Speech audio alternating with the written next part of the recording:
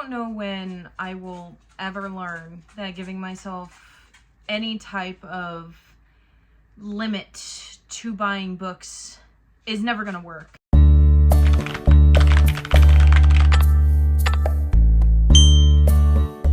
Welcome back to my channel. This is Shelf Care.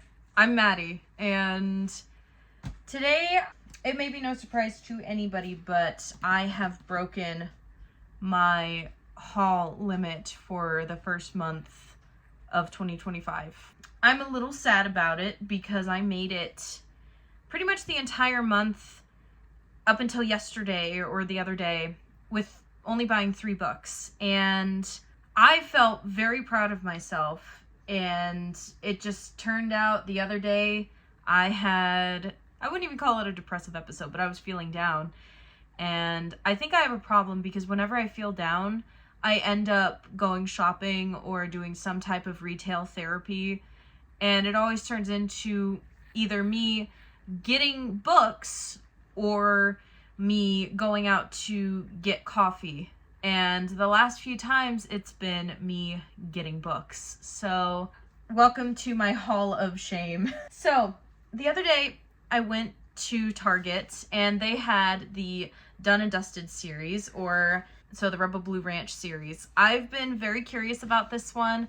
I have wanted to get into cowboy romance, basically. I live in Texas, so I've always loved cowboys, and I love things like Yellowstone. I love True Grit. I love a lot of cowboy stuff. So this seems like it's right up my alley, and with it being so popular, why not give it a try?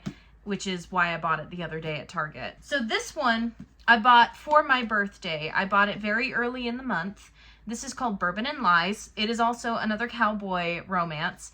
And I bought this because whenever I go to my new local bookstore, I always want to support them, and I bought Bourbon and Lies because this seems like it's right up my alley. It seems like a very gritty romance, and I'm ready to kind of take a step away from like the feel-good fluffy romance like the Dream Harbor series, and I really wanted to give this a try because it just seems very different. So again, for my birthday, my family knows that I love books. They got me a book written by George A. Romero, which is the original director of Night of the Living Dead. I love Night of the Living Dead, and I love George A. Romero. And it turns out he wrote a book that was never published until a few years ago. This was published and finished by a curator of his estate, and it's basically like this Louisiana Lovecraftian horror, and it just seems right up my alley, and I'm really excited to get into Pay the Piper. Again, at Target, I have no self-control. I did only get 2 books instead of my normal like 3 or 4. This was the last copy of Quicksilver that they had there. I have Quicksilver on my Kindle, and I might buy the Audible version or at least get a subscription because this is a chonker, and I have a feeling that I will be needing the audio to help me through this book. I do want to get into Quicksilver probably next month if I can help it, because we're entering into like prime fantasy reading time for me, which is like springtime. So winter and spring is usually my fantasy, and summer is usually like sci-fi, and fall is usually like feel-good stuff. So I picked up Quicksilver. I may end up getting rid of this copy if I find another one out in the wild, because this was the only copy left at Target, and it is very damaged, as you can see right there. So this is just going to be my own personal reading copy. If I find a better version, I'm probably going to pick that one up. So this was my book of the month haul. I may not end up keeping this, but this is by the writer that wrote Clytemnestra. And from what I read of Clytemnestra, I really liked it. I'm going to keep this if I love Clytemnestra enough. It was pitched as like a feminist book, which I'm not the biggest fan of feminist books personally.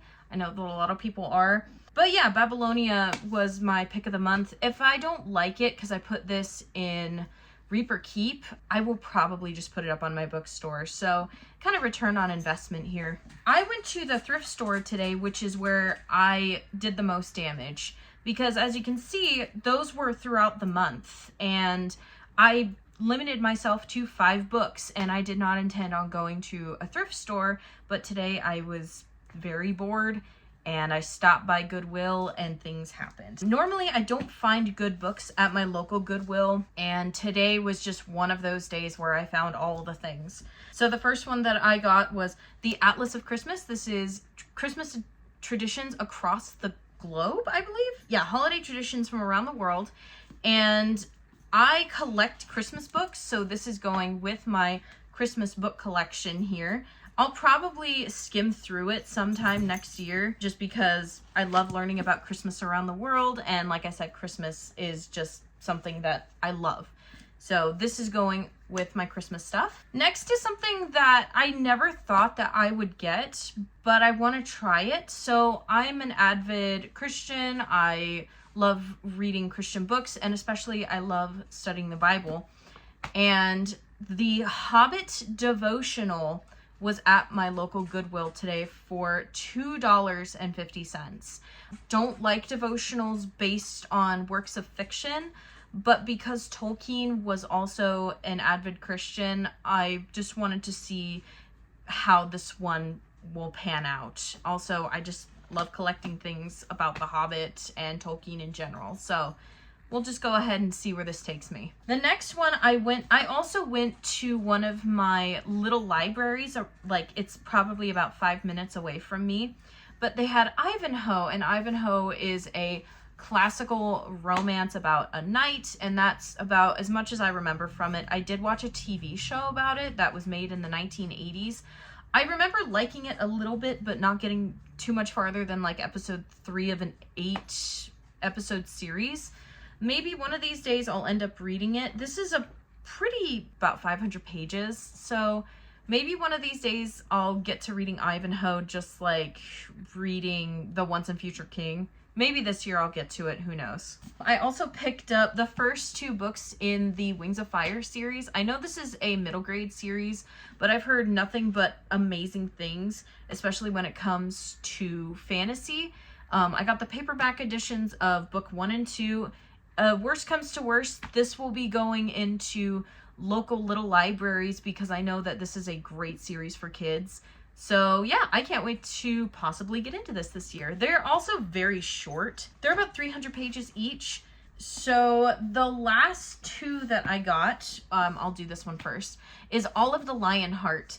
This is a biography of Olive MacLeod, and it's about her and her husband going to Africa in the 1800s, I believe.